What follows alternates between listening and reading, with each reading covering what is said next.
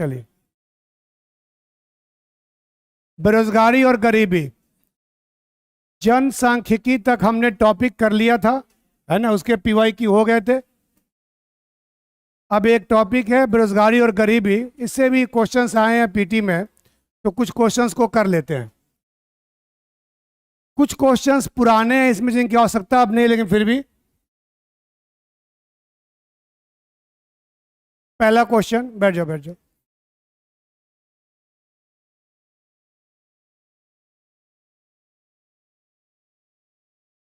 अपना लिख लो ना, देखो ना कितना सही हो रहा है। आप लोग फर्स्ट का सी, सेकंड का ए लिखो, तभी तो गिनोगे। उठा दोगे हाथ, 11 में 11 सही हुआ, पता कैसे चलेगा? उठाना मत हाथ, तुम लिख रहे हो, लिख रहे हो। यहाँ देख रहा हूँ कि लिख नहीं रहा है कि फर्स्ट का ए, सेकंड का बी, थर्ड का सी, और जब पूछता हूँ कितने लोग हैं, सब 11 11 हो गया मेरा सर से। लिखा, मैं चेक करूंगा कहाँ लिखे हो, है ना। हो गया। सामान्यतः प्रच्छन्न बेरोजगारी का अर्थ है, अपने दिमाग में मन में रखो, कोई बात नहीं, मुझे पता है आपको आता है। सी, श्रम की सीमांत उत्पादकता, क्लास में बताया गया था, मार्जिनल प्रोडक्टिविटी। शायद 20-25% लोग जो हैं वो टेबल बनाए थे, बहुत लोग टेबल नहीं बनाए थे। आप बनाए थे? हाँ, कुछ लोग बनाए थे, कुछ लोग नहीं बनाए थे। टेबल से ही था क्वेश्चन, ये आया हुआ क्वेश्चन है यूपीएससी का। ये श्रम की सीमांत उत्पादकता शून्य होती है, वो टॉपिक को पढ़ेंगे। जो लोग गलत किए होंगे या नहीं ये क्लास में आए होंगे देख लेंगे। सेकंड क्वेश्चन, बेरोजगारी की समस्या गरीबी को बढ़ाती है।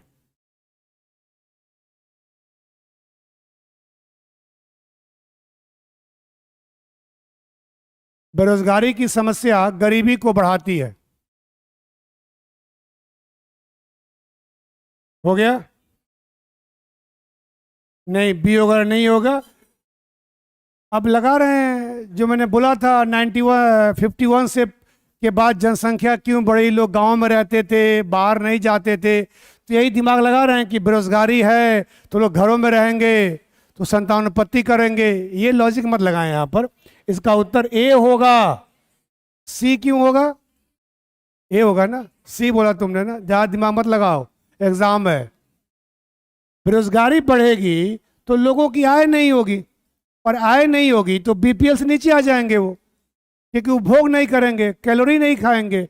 तो ये उत्तर होगा इसका, कि जब आपकी आय नहीं होती है तो आपको उतने पैसे नहीं होते हैं कि आप कैलोरी कंज्यूम कर सकें। ठीक है ना, तो इसका उत्तर ए होगा। ये हाल ही फिलहाल क्वेश्चन आया था, ये पुराना क्वेश्चन है, इसका यूज अब नहीं है, लेकिन फिर भी एक दिया हुआ क्वेश्चन है। ऐसे क्वेश्चंस आते हैं, इसमें ज़्यादा दिमाग मत लगाओ। ये दोनों आंकड़े गलत हैं, ये दोनों गलत हैं। जो लोग घटना चक्र पढ़े होंगे उनको पता होगा, ये दोनों गलत हैं। ये अब पुराने क्वेश्चन हैं, इनकी भूमिका नहीं है।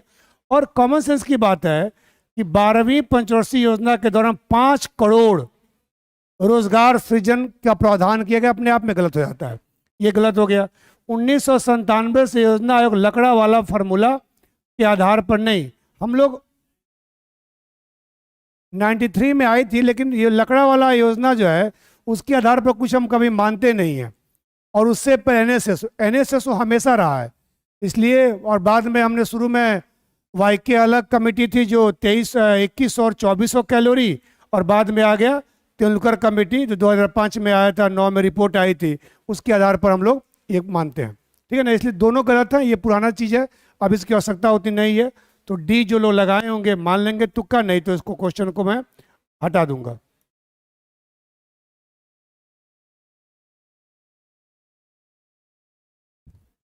कुछ समितियों के नाम नीचे दिए गए हैं, कौन कौन से सही है गरीबी के? 1 और 2, वेरी गुड। सुरेश तेंदुलकर लकड़ा वाला ये नहीं है, ये बैंकिंग से हैं, और ये ऐसे ही है। तो ये दोनों गलत हैं, फर्स्ट और सेकंड। तो क्या हो गया? ए, 1 और 2। ठीक है, ऐसे क्वेश्चंस आते हैं आप लेके, इसलिए समितियां वगैरह, आयोग वगैरह पढ़ाया जाता है। ये भले ही पुराना क्वेश्चन है, लेकिन ऐसे क्वेश्चन आए हैं, आप लोग थोड़ा देखें इस पर। गिनी गुणांक के संदर्भ में, गिनी सूचकांक नहीं है, गिनी गुणांक है।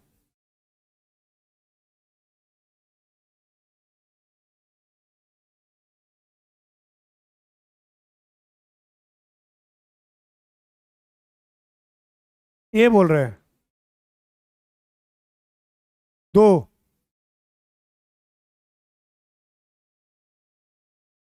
चलिए, पहला तो सही है। आय असमानता को व्यक्त करने हेतु इतालवी सांख्यिकीविद कोलेडो गिनी द्वारा तैयार किया गया, ये सबको पता है। इसका मान 0 से 1 के बीच होता है, ये भी सही है। जहाँ 0 पूर्ण समानता दर्शाता है और 1 पूर्ण असमानता, ये भी सही है, बताया गया। इवेंट डीपी के अनुसार वर्तमान में जब क्वेश्चन पूछा गया था तब का था, लेकिन आज के तारीख में भी जो वैश्विक है 0.67 करीब है। ये हर साल आता नहीं है, तो भले ही ये ऑप्शन आपको पता नहीं होगा, लेकिन वैश्विक जो है वो 0.67 है। मैंने एक बात कही थी आप लोगों को कि ध्यान सुनना, किसी भी कंट्री का अगर गिनी गुणांक 0.4 से कम हो या 0.4 के आसपास हो, उसको अच्छा माना जाता है, ठीक माना जाता है, मतलब वो खराब नहीं है। 0.4 से ज़्यादा होना खराब माना जाता है, 0.4 के आसपास होना वो सही माना जाता है। और वैश्विक औसत जो है, यानी हम लोग जो है वैश्विक औसत से बहुत नीचे हैं, हम लोग बेटर हैं। तो वैश्विक औसत गिनी गुणांक का 0.66 या 67 के आसपास आज भी है ये, तो ये भी ऑप्शन आपका सही हो गया। भारत के गिनी गुणांक का मान 0.3 से 0.4 के बीच है। गलत है? सही है यार। ये गिनी सूचकांक मत जाओ नया वाला जो 25.5 बताया था मैंने, है ना। गिनी गुणांक लिखवाया था 0.353352 लिखा होगा कॉपी में। आपको बाद वाला याद है, पहले वाला याद नहीं है। बाद में बताया कि नया जो उपभोग के आधार पर निकाला गया है गिनी गुणांक, जो विश्व बैंक ने निकाला है, उसमें क्या है, उसमें कहा गया है कि 25.5 या 25.2 कहा गया, वो अलग लिखवाया हूँ उपभोग के आधार पर। सुन नहीं रहे, समझ रहे हैं आप, समझ रहे हैं आप लोग ना। और गिनी गुणांक लिखवाया हूँ कि जो वर्ल्ड बैंक ने बताया था 0.352, जो कि इसी के बीच में आता है, आज भी वही है लगभग। तो इंडिया का लगभग पिछले 10 वर्षों में इन्हीं के बीच में रहता है। 91 से पहले वगैरह जो है ये 0.4 के आसपास था इंडिया का, अब इंडिया का इन्हीं के बीच रहता है। तो हमेशा ये आंख बंद करके लगा देना। अब 0. उपभोग के आधार पे कितना हो गया है, ये आय के आधार पर है, उपभोग के आधार पे 25, मतलब 0.25 हो जाएगा। सूचकांक 100 से मल्टीप्लाई होता है, गुणांक ऐसे रहता है। अगर गिनी इंडिया का गिनी गुणांक पूछे तो मान लो कि 0.352 है, और गिनी सूचकांक पूछे तो कितना हो जाएगा, 35.2 हो जाएगा। इसमें कंफ्यूज मत होना, सॉरी, कोई बात नहीं, गलती हो गई, माफ कर दीजिए, आगे से नहीं करूंगा। एक लाइन लिखने में तुरंत तपाक से जवाब आ जाता है आप लोग, ठीक है। तो क्या हो गया, डी हो गया ना इसका।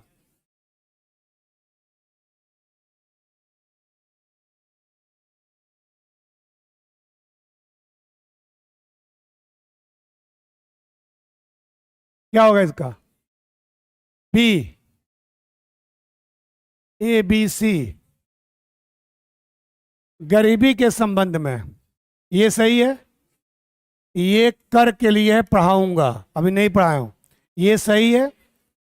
ये जो है मुद्रास्फीति, ये पढ़ाता हूं, कर बनवाऊंगा मैं। ये मुद्रास्फीति और बेरोजगारी के बीच का संबंध बताता है। ये कम से कम इतना लगवा लेते दिमाग कि सर ने तो ये पढ़ाया नहीं है, सर तो छोड़े ज़्यादातर नहीं होते हैं, तो इसलिए ये दोनों जो है ये कर से संबंधित है और ये मुद्रास्फीति और अनएम्प्लॉयमेंट से संबंधित है, जो कर बनाकर समझाया जाएगा क्लास में, इसकी चिंता ना कर।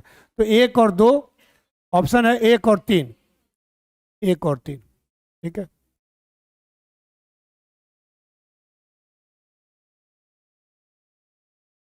तेंदुलकर समिति,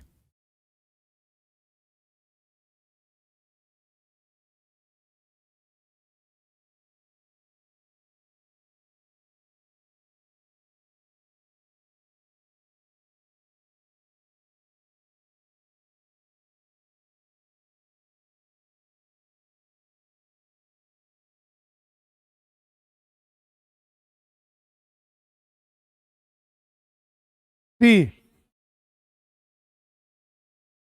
डी, सी और डी सबको मुर्गा बनाऊंगा क्लास में मैं। ने कुछ लोग सी और डी, हाँ बोले हो तुम लोग सी और डी, ठीक है। अरे भाई ये तो पॉइंट सही है, ये सही है और ये गलत है। नवंबर 2009 में आया था ये लिखवाया गया है। जो लोग कहते हैं ना कि यूपीएससी डेट और फैक्ट नहीं पूछता है या डेटा नहीं पूछता है, उनको बता देना कई बार पूछता है, कई बार पूछा गया है। इस बार तो न्यूमेरिकल पूछ दिया है बजट में। इसलिए यूपीएससी को या किसी भी आयोग को, चाहे यूपीपीसीएस हो, किसी को आप प्रेडिक्ट मत कीजिए, अंदाजा मत लगाइए। तो ये डेट वाले क्वेश्चन है। ये नवंबर 2009 में आया था, दिसंबर 2005 में कमेटी बनाई गई थी, लिखाया गया आपको। इसमें जो है, रुक तो जाओ यार, इसमें जो यहां से लेकर यहां तक ये सारा सही है, यहां तक सही है पूरा पॉइंट है। लेकिन जो अगला पॉइंट है ये गलत हो गया है। 27.5 नहीं है भाई साहब, 21.9 था। और रंगराजन का 29.5 था। अरे भाई ऑप्शन नहीं तो इसका मतलब कई गलत लगा। अब यहाँ पढ़ रहे हैं ना, एग्जाम में कर देना वैसे, एग्जाम में कर देना वैसे, यहाँ पे तो पढ़ लो कम से कम। यहाँ पे गलत लगा दे ऑप्शन, इसमें नंबर मिल जाएगा आपको, चिंता मत कीजिए, है ना। तो देखो अभी होगा क्या एग्जाम में, बता रहा हूं मैं, एग्जाम की तैयारी करो। एग्जाम में क्या होगा, ये पढ़ना शुरू करोगे और यहां तक नहीं पहुंचोगे और यहीं तक हाँ सही तो कह रहा है, सही तो कह रहा है, टिक टिक करके आ जाओगे। इसीलिए मैं कहता हूं, सुन लो एक बात सलाह दे रहा हूं, इसीलिए जो लोग ऐसी गलतियां करते हैं वो पीटी के पहले, सुन लो बाबू, चश्मा वाले भाई साहब सुन लीजिए, पीटी के पहले 150 से 200 रुपये खर्चा करना, सुन लो, 150 से 200 रुपये खर्चा करना। और एक आता है थर्मो पेपर, मोटा होता है जो टीवी पे रख के आता है थर्मोकोल, है ना, उसको दीवार पे यहाँ चिपका देना, दीवार पे यहाँ चिपका देना, जहाँ पे आपकी हाइट हो उसके बराबर में यहाँ जैसे चिपका हो ना, चिपका देना। क्योंकि एग्जाम देकर जब आओगे ना तो माथा फोड़ने का मन करेगा, तो उसी पटकना ताकि कहीं फूट ना जाए, तो एग्जाम खराब हुआ फिर माथा भी फटे और पैसा खर्चा हो। इसलिए मैं कह रहा हूं बार बार, यहाँ टेस्ट देने का मतलब आपको ये नहीं करना कि आपको 10 आया, 9 आया, 8 आया। आपका ये मतलब है कि आप गलतियां पढ़ते हुए कितना कर रहे हैं। इसलिए यहां तक ये सही है, यहां तक ये गलत है। ऑप्शन टाइपिंग है, एरर हो सकता है, लेकिन ये 21.9 है और रंगराजन कमेटी ने 29.5 कही थी, ठीक है ना। तो पहला सही है, दूसरा रॉन्ग है, इसमें कोई ऑप्शन नहीं है, आपको मार्क्स मिल जाएगा, एक जोड़ लीजिएगा। क्योंकि सेकंड और थर्ड सही है, गलत है, फर्स्ट सही है, ये दोनों गलत है ना। तो केवल एक इसका उत्तर होगा, केवल एक, ठीक है ना। वैसे इसमें चौथा पॉइंट बनाया जाता है, ये चौथा पॉइंट हो जाएगा 1 2 3 4, तब जाके उसका उत्तर निकलता है, लेकिन ये गलत दिया हुआ है, तो आप ध्यान रखें, केवल एक सही है इसका। अच्छा, मतलब क्वेश्चन देख करके, ये देख करके वो बन जाएगा, ऐसा मत बनाओ, एग्जाम में करना ये, यहां मत करो। ये अगर गलत होगा तो सोच लेना, पीछे वाले लोग भी गलत नहीं होना चाहिए ये।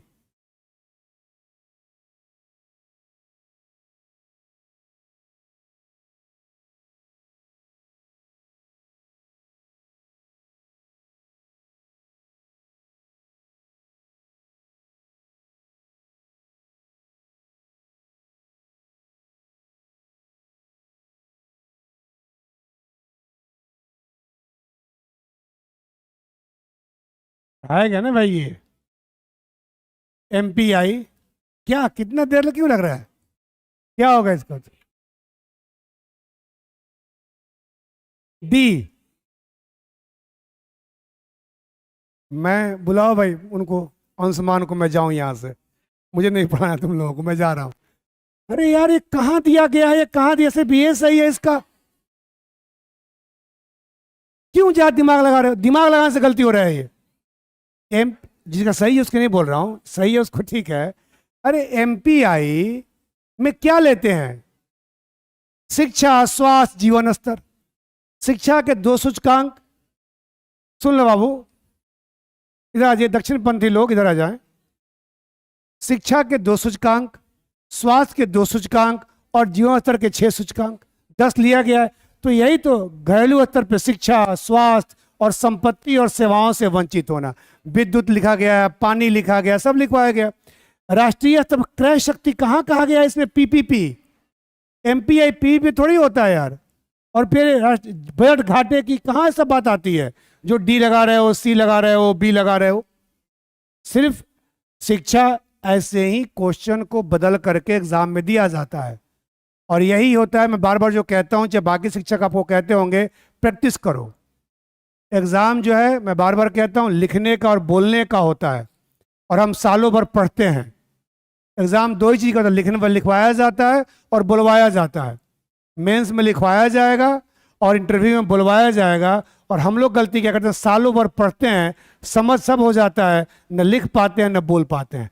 हमेशा लिखने और बोलने की प्रैक्टिस करें और ऑब्जेक्टिव क्वेश्चन करने की प्रैक्टिस करें। 2 4 6 महीने में जहां हैं वहां से बहुत आगे पहुंच जाएंगे आप। आगे बोला हूं, ऊपर नहीं बोला हूं।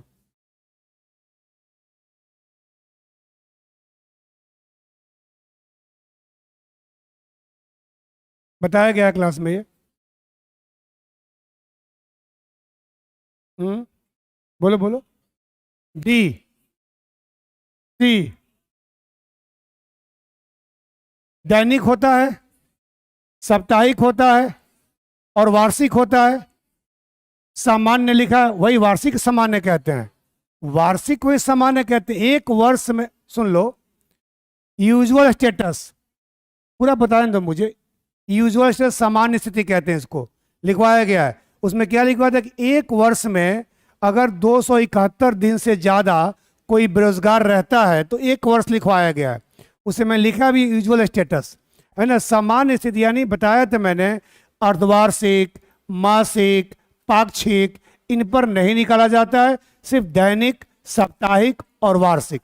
लेकिन ये भी बोला था मैंने कि अब जो एनएसओ कर रहा है वो क्या कर रहा है, वो इसको निकालने की कोशिश नहीं कर रहा है। जब क्वेश्चन जब आया था तो ये तीनों सही थे, 1 2 और 3, तो भी उसका उत्तर बी ही होगा।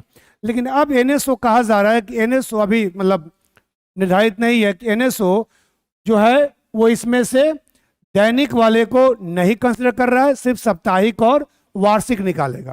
ठीक है, दैनिक वाला थोड़ा कंफ्यूजिंग है, उसमें भी वो ना और इसमें भी। लेकिन अभी जो है 1 2 और 3 यानी कि मासिक, अर्धवार्षिक, पाक्षिक, ये नहीं निकाला जाता है बेरोजगारी के आंकड़े, सिर्फ दैनिक, साप्ताहिक और वार्षिक निकाला जाता है। वार्षिक को हम लोग सामान्य स्थिति कहते हैं, यूजुअल स्टेटस कहते हैं। जब कोई व्यक्ति एक वर्ष में 971 दिन, 973, एक वर्ष में 273 दिन या उससे ज़्यादा बेरोजगार रहता है, जिसे हम लोग 9 महीने की बात करते हैं। तो ये बताया गया था आप लोगों को, तो बी इसका उत्तर होगा। ये पुराना है, इसको कॉमन सेंस से कर लो अगर आता है तो। एक चीज पूछना है इसमें, थोड़ा कॉमन सेंस लगा लेना। अब ये इंदिरा आवास योजना जो है ना, प्रधानमंत्री आवास योजना हो गया है, PMAY हो गया। अब ये पहले राजीव आवास योजना था और इंदिरा आवास योजना था। राजीव शहरों के लिए था और इंदिरा गांवों के लिए था। अब दोनों को मिलाकर के प्रधानमंत्री आवास योजना हो गया। पहले की सरकारें ज़्यादा नेताओं के नाम पे करती थी, ये नेताओं के नाम पर कम करते हैं, ज़्यादा उसके नाम पे करते हैं, प्रधानमंत्री और मुख्यमंत्री। तो ये पॉइंट इसका जान लो सही है। शुरुआत में यही प्रासी थी, अब तो बहुत बढ़ गया है। ये भी सही है। चौथा आज भी गलत है, तब भी गलत था, क्योंकि शौचालय कहाँ से मिलता है इसमें? धुआं रहित चूल्हा, ये सब कहाँ मिलता है इसमें? तो ये कॉमन सेंस से कई क्वेश्चन जो है ना हम लोग कॉमन सेंस से कर सकते हैं, है ना। तो ये गलत हो जाएगा, नहीं वो तो डी होगा। लेकिन अब ये परिवर्तन होगा तब इसकी आवश्यकता आपको नहीं है, इसमें फुल मार्क्स मिलेगा आप लोगों को।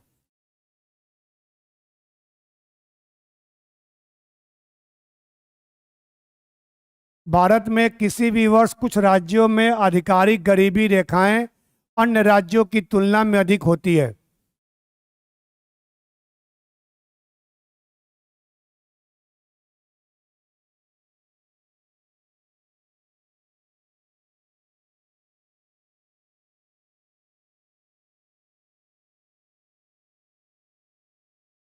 हर राज्य का मूल्य स्तर अलग अलग है।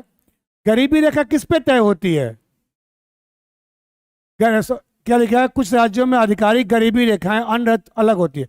गरीबी रेखा किस पे तय होगी? उपभोग पर। उपभोग पर या व्यय पर, यही दो पे, आय पे तो है नहीं अपने यहाँ। और उपभोग और व्यय किस पे स्तर डिपेंड करता है? मूल्य पर। जीएसडीपी जो है, बहुत लोग सी लगाते हैं। भाई जीएसडीपी से गरीबी रेखा का मतलब नहीं है।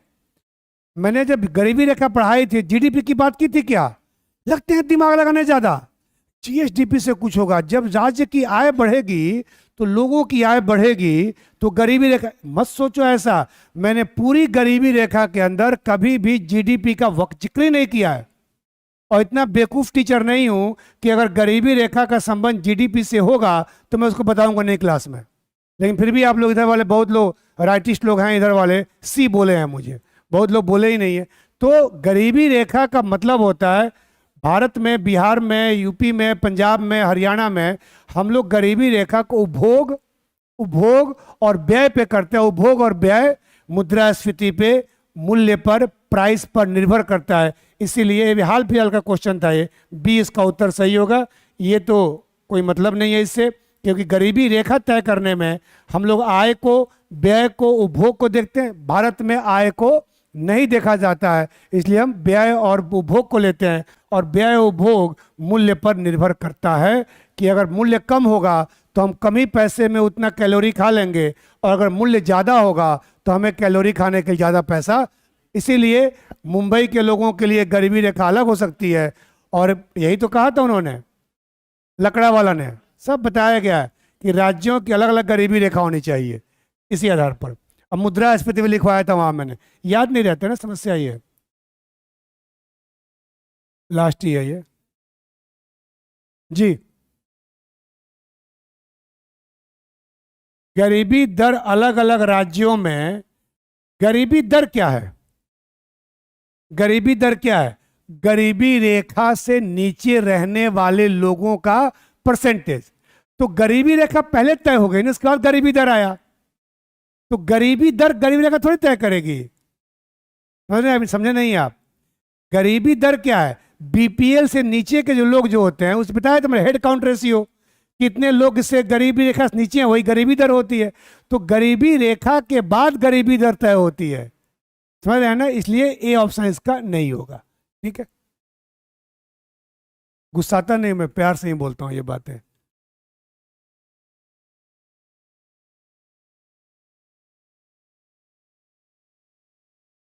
जल्दी कीजिए। डी। जो जो गलत उत्तर बोल रहा है ना, वो कल से समोसा और रसगुल्ले सब लेके आएगा, पेनाल्टी रहेगा, वो उसको दे दिया जाएगा, वो खा लेगा। क्या होगा इसका? सी। यही उसका उत्तर है। वित्तीय समावेशन के लिए लाया गया था प्रधानमंत्री जनधन योजना। कब लाया गया था? जो बताएगा 5 रुपये इनाम पाएगा, उसकी छुट्टी कर दूंगा, आ जाओ। कब लाया गया था? 14 में। डेट 13, 15, 16, 15 में, 19 में। 3 साल लग जाएंगे तैयारी करने में भी। 14 में लाएगा, 28 अगस्त 2014। मोदी जी सबसे पहले 14 में चुनाव जीते तो जाके लाल किला से 2 सबसे बड़ी घोषणा किए थे। एक 15 अगस्त को घोषणा हुई थी, ये 15 ये जनधन योजना के बारे में और नीति आयोग के बारे में। उन्होंने कहा था कि योजना आयोग की आत्मा बदल दूंगा, ये वाक्य था उनका।